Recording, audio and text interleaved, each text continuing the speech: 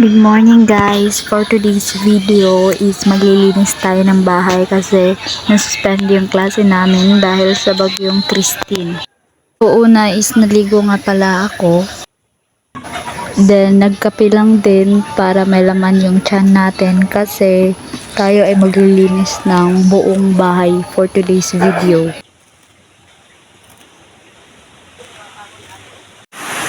So dito is nag-start na umulan and una pa lang is malakas na talaga siya. Sana safe ang all.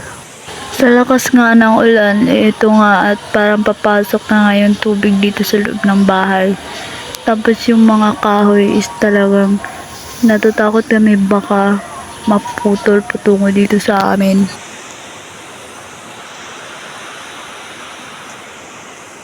Tapos dito nga sa loob, nilagyan lang namin ng habol yung aming bintana kasi pumapasok yung pisik ng tubig.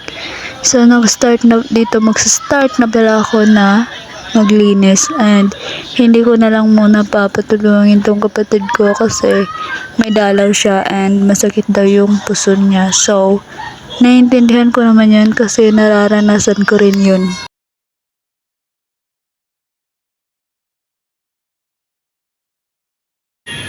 Ito pala yung naming door and then sira na siya pero carry naman. Hindi lang talaga pinaayos ng may-ari ng bahay kasi nga nangungupahan lang kami dito. And then dito sa labas is bumuhos na naman nga yung malakas na hangin. Then patuloy lang talaga ako sa paglilinis kasi yun yung goal ko today. And gusto ko pagkatapos kong maglinis is pupunta kami doon sa ante ko kasi doon is mas safe. Hindi katulad dito baka yung may mangyayari dito tapos kami lang dalawa ng kapatid ko.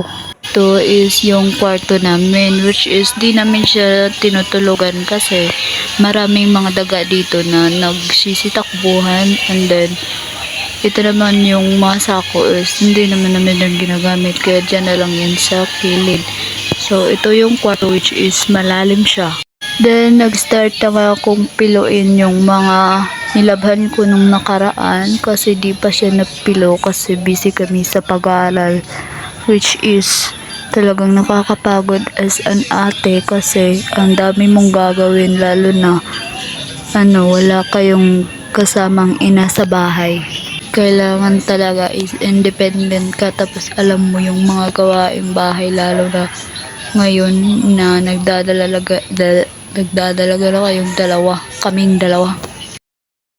Pagkatapos ko nga magtupi, dito naman ako sa side ng mga sapatos kasi ang kalat na rin nila. And biglang natumba tong saging na kinagulat ko talaga. So dito nga is natapos na akong maglinis and then medyo okay na rin naman yung weather kaya naisipan na pumunta na dito sa tita ko. So yun lang for today's video. Keep safe. Bye bye. Mwah.